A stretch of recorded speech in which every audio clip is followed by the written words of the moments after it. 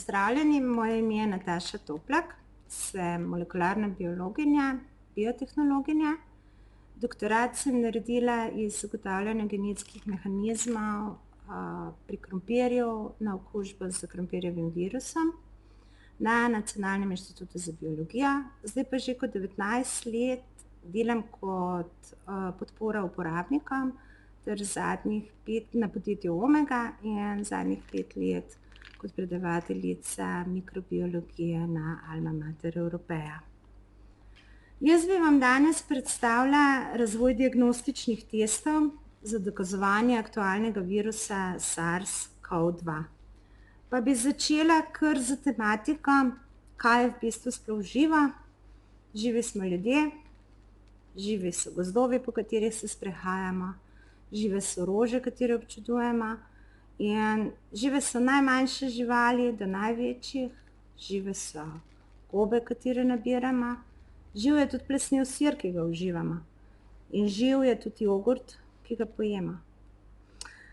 Mogoče pri jogurtu res ne vidimo, kaj je živega, ampak v laboratoriju znamo na pasivnih gojiščih gojiti te bakterije, da jih opazimo.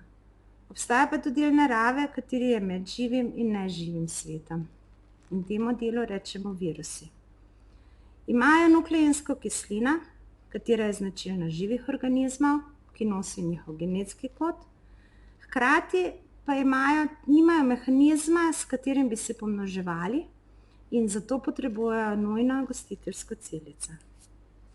Danes bi vam predstavila koronaviruse, ki spadajo v red Nidovirales oziroma družina virusov Coronaviride.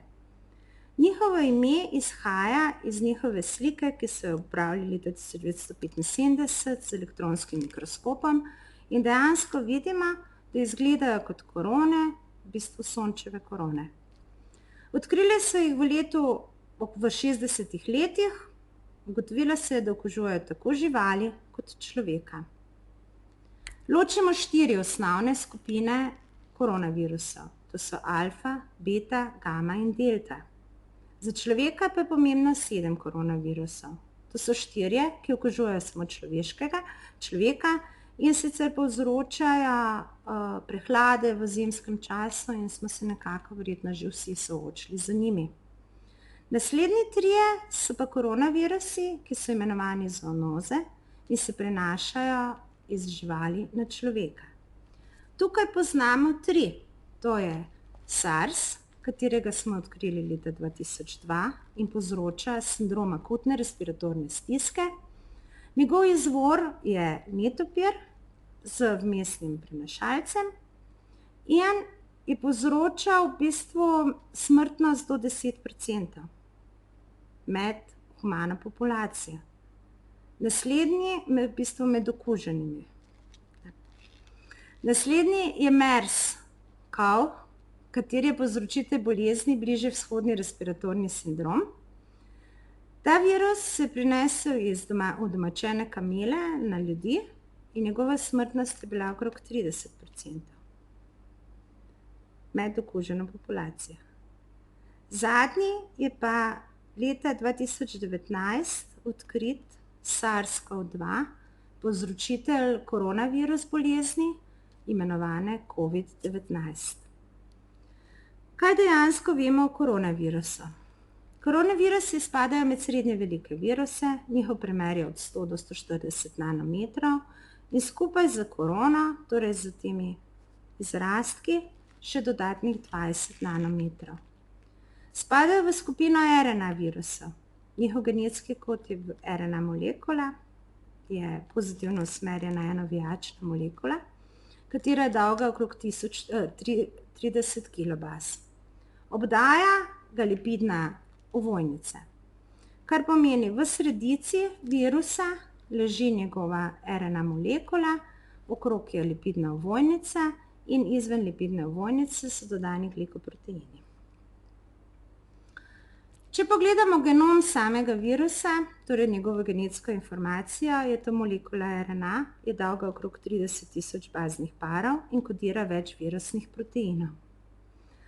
Zdaj, kaj lahko rečemo glede teh virusnih proteinov? Kodira 4 strukturne proteine, kateri so nujno potrebni za izgradnjo samega virusa.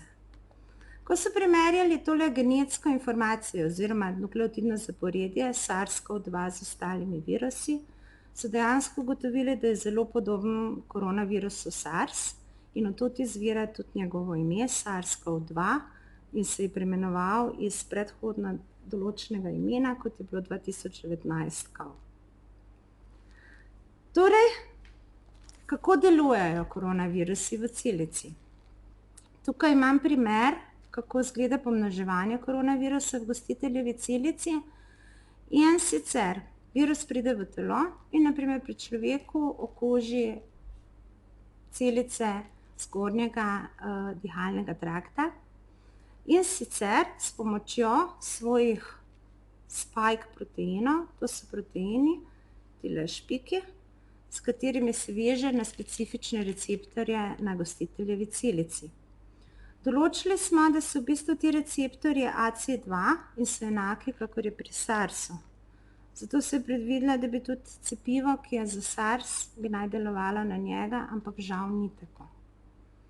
Torej, ko virus s principom ključ-ključavnice vstopi v gostiteljevo celico, se zgodi, da na eni strani se njegova RNA molekula prepisuje, kopira v nove molekule, na drugi strani se pa tvorijo kratke RNA molekule, ki izkoristijo organele celice za svoje pomnoževanje oziroma za sintezo proteinov. To so virusni proteini in v celici se nato v citoplazmi združijo ti virusni proteini za novo kopijo RNA molekule in iz celice, ki več ne dela nič drugega, kako replicira viruse, izstopijo. Torej ta celica v bistvu propade. Ko so virusi zunaj celice, so pripravljeni na okužbo novih gostiteljskih celic oziroma tudi s kašljem, ker izumejo pri nas vnetni odziv, jih mi izkašljamo navzven in postanejo kužni za naslednjega gostitelja. Zdaj, kar se dogaja v citoplazmi celice, je tudi replikacija RNA genoma. Pri tej replikaciji je pa tako. Ti RNA virusi nimajo proofreading sistema, to je v bistvu popravljalni mehanizem, kar pomeni, da se zgodi veliko napak pri amplifikaciji oziroma se dogajajo spremembe nukleotidnega zaporedja. Nekatera območja so bolj nagnjena k spremembam, nekatere manj. In to je zelo pomembno za takrat, ko postavljamo diagnostične teste, se morajo ležati zunaj teh območij. Kje smo zdaj? Dejansko se je pripravila v tem času z modernimi molekularnimi metodami, imenovanimi naslednja generacija sekveniranja, celotne genome RNA SARS-CoV virusa. Tale celotni genomi, trenutno je objavljeno več kot 80 celotnih nukleotidnih zaporedij različnih izolatov SARS-CoV-2, ki so vsi prosto dostopni na internetnih naslovih, ki so namenjeni za shrambo baz nukleotidnih zaporedij. Kaj je pomembno? Kaj nam pomaga ta nukleotidno zaporedje? Pomaga nam pri identifikaciji in karakterizaciji virusa. Pomaga nam odkrivati izvor virusa. Pomaga nam pri epidemiologiji, pri prenosu infekcij. Kako je izgledala evolucija virusa pri razvoju potencialnih tarč, za razvoj zdravila in cepiv in tudi za diagnostične teste. Kako izgleda priprava diagnostičnih testov? Skratka, prvo, ko ugotovimo, kater virus, ko imamo njegovo zaporedje, ga okarakteriziramo. Ugotovili smo, da spada pod beta koronaviruse zoonoze. Nato se odkriva izvor virusa. To se dela z primerjavami nukleotidnih zaporedij, ki so že objavljene na netu. In glede na podobnost se je ugotovila, da je najverjetnejši izvor netopir z trenutno še žal neznanim vmesnim členom.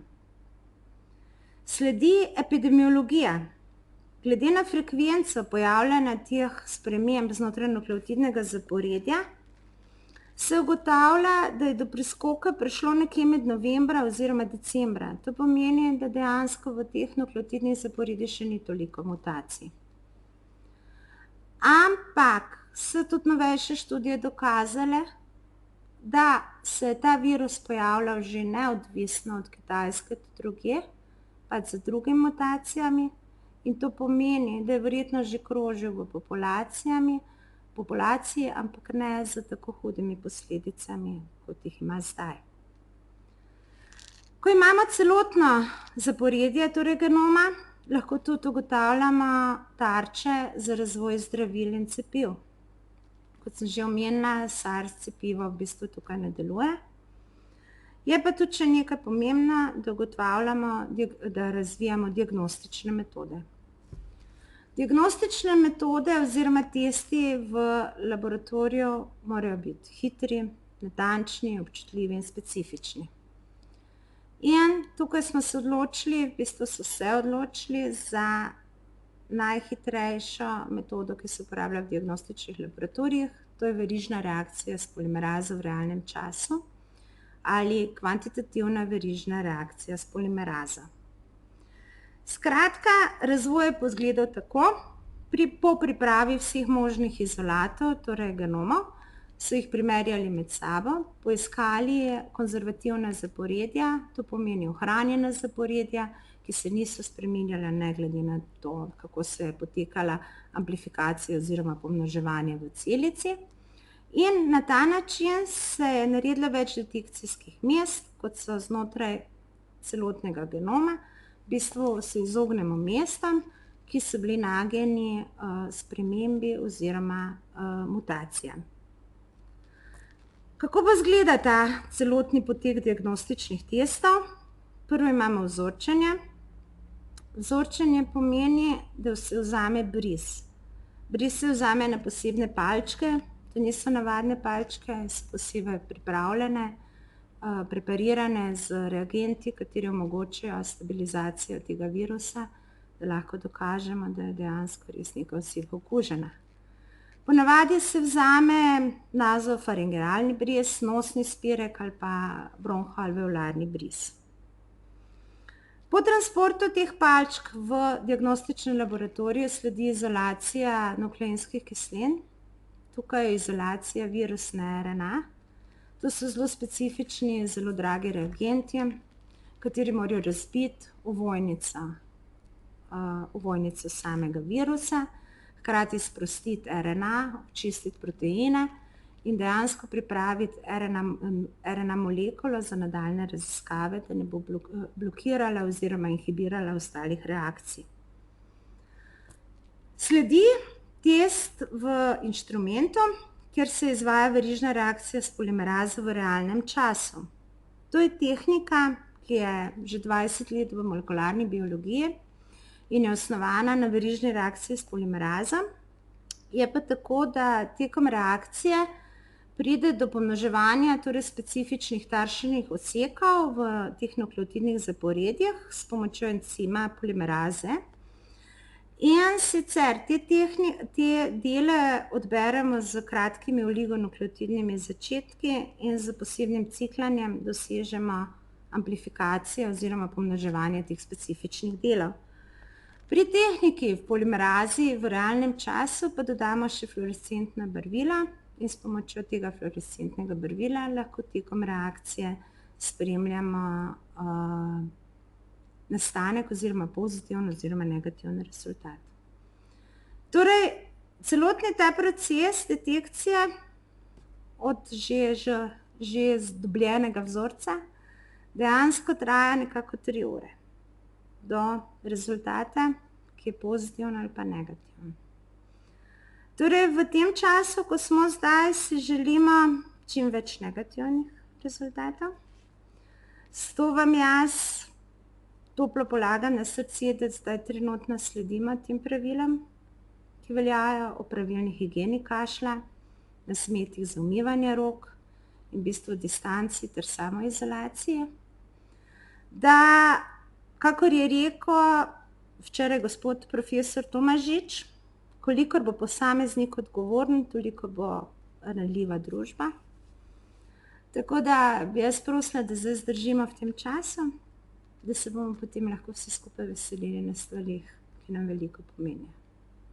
Hvala.